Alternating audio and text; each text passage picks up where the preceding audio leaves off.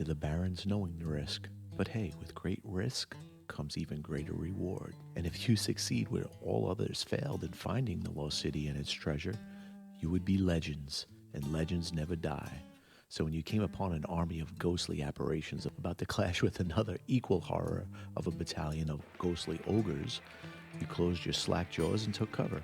The two groups slammed into one another with reckless abandon. Yet, instead of the carnage you expected from the clash, they dissipated into the stale breeze.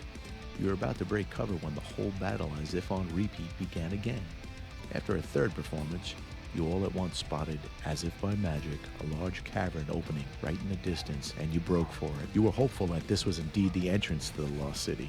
You lit some torches as the sunlight from the entrance faded in the distance. You passed the first remnants of a city in the cavern, this being a few abandoned wagons and some small dilapidated structures, and the anticipation of success hit a fever pitch. Then the voices started.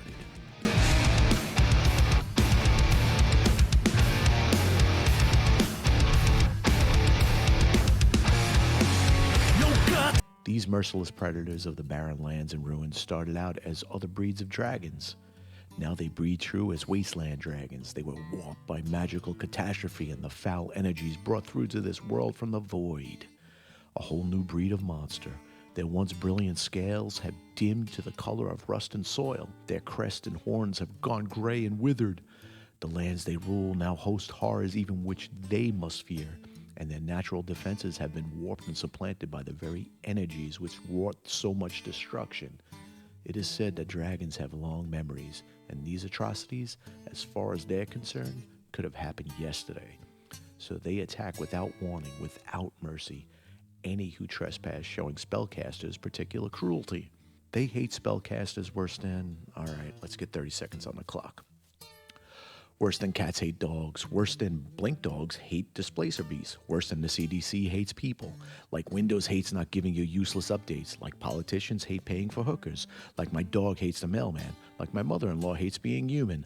Like teenagers hate housework. Like I hate doing the speed limit. Like drow hate elves. Like kinders hate goblins. Like everyone else hates kinders. Like CrossFit people hate not telling you right away. Like vegetarians hate meat. Like they hate not telling you right away. Like Star Wars fans hate Jar Jar Binks. Like Witcher fans hate Netflix. I think that's my time. They all can't be golden. Feel free to add more in the comments. These dedicated carnivores, Wasteland Dragons, prefer to eat recent arrivals to their land. New to the area? Well, my friend, you look marvelous and delicious. Come in and be dinner. Beyond the practical consideration that they would likely kill the newcomers anyway, the Wasteland food selection would only be approved by the crooked FDA. You think McDonald's and processed foods are murderous? You ain't seen shit. Clean eating ain't nowhere on the menu here in the Wastelands. Creatures corrupted by the waste can be hazardous in unpredictable ways. Poisons, infections, infestations can occur, and the taste of Wasteland creatures is incredibly foul. They taste like shit. Sounds a lot like fast food places, you know. No toys in these Happy Meals, but the food, it's the same. When they are unable to find travelers or migratory animals, Wasteland Dragons hunt the livestock of settlements, confident that few would dare pursue them into the horrifying homelands afterwards. The hoard of a Wasteland Dragon might contain a good deal of very old coin and treasures in the conventional sense, but they also possess dangers in their own. These dragons often bring home curious devices, and not just grandma's vibrator or French tickler. They will have arcane tomes and relics of the dead places in which they live, some likely infused with forbidden magic. Though the dragons have little use for such things other than to add to the collection, not sure about the tickler, a plundered hoard could spell disaster for the world outside and the adventurers that stumble upon it thinking it will enhance their fortune or 401ks. I wonder what the retirement plan on the Sword Coast looks like. Don't get eaten, I guess. Anyway, now it's time for some layering regional effects.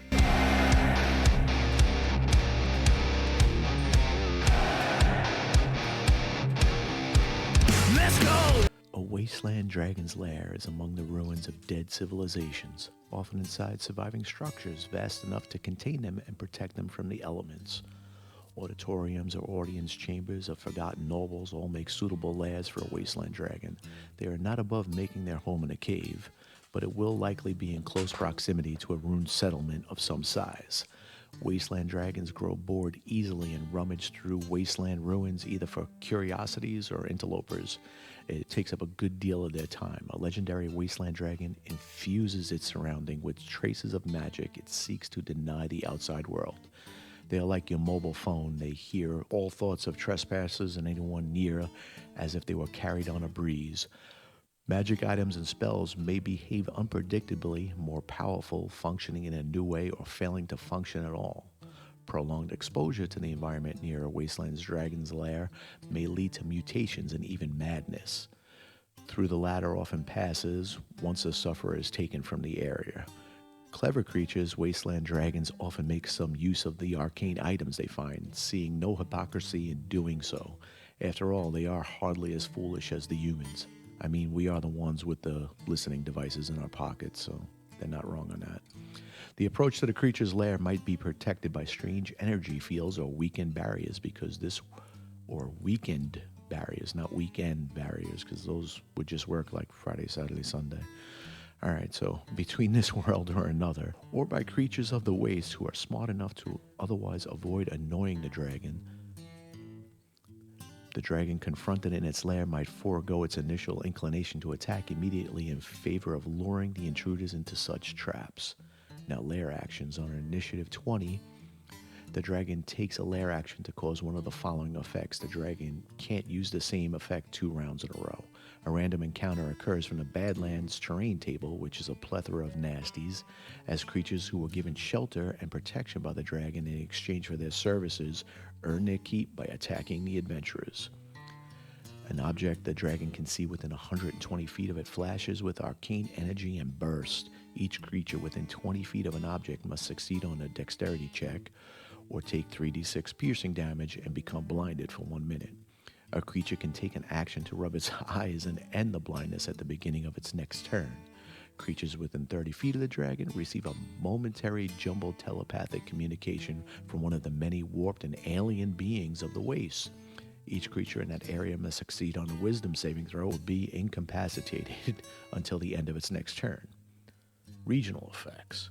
The region containing a legendary Wasteland Dragon's lair is further warped by the dragon's magic. This creates one or more of the following effects. Ghostly figures fighting battles from long ago appear with some frequency within 5 miles of the dragon's lair. Dust goblins and other creatures native to the waste within 3 miles of the dragon's lair report trespassers to it as soon as possible. Those little tattletales. Long hidden entrances to buried structures open themselves within 1 mile of the dragon's lair. Let's go to the dragon's stats before we finish up here. A Wasteland Dragon Wormling will come in at a CR3, sporting somewhere around 60 hit points, armor class 17. More importantly, their warped energy breath. The dragon blasts warp arcane energy in a 20-foot line that is 5 feet wide. Each creature must make a dexterity saving throw or take 5d8 force damage on a fail. Now, the young Wasteland Dragon ups their strength by, looks like 4, and their constitution for a 21 and a 21, both respectively. And that energy weapon, the breath weapon rather, can hit for 11d8. Now we up to the adult Wasteland Dragon. They're going to come in at a CR 17. They get legendary resistance 3 times a day. They get legendary actions, which includes detect. The dragon makes a perception check, which is crap. And then a tail attack. The dragon makes a tail attack or a wing attack. And their energy weapon, the breath weapon, will do 11d8 of force damage. And that could be freaking painful. Also, Frightful Presence comes into play now once it's an adult Wasteland Dragon.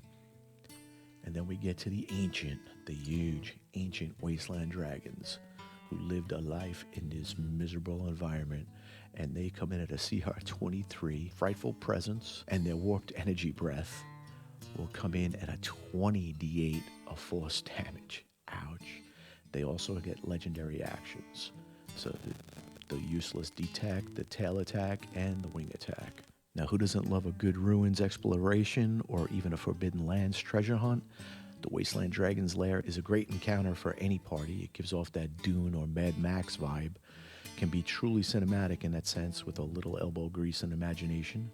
Thank you for hanging out for our presentation on the Wasteland Dragon. assault a like and tickle a subscribe if you haven't already. I deeply appreciate the positive vibes from the comment section and emails, as well as the incredible insight and suggestions. I'm hauling ass to get them done as quickly as possible, so they'll be up. That motherfucker can't speak. So they can be up here for all to enjoy, myself included. This journey has been amazing and mind-opening so far, and can't wait to see what's next. We got so much soup cooking right now for future videos that we might open a kitchen. Stay frosty and aware, beautiful people, and we will see you soon. Thank you. Thank you very much.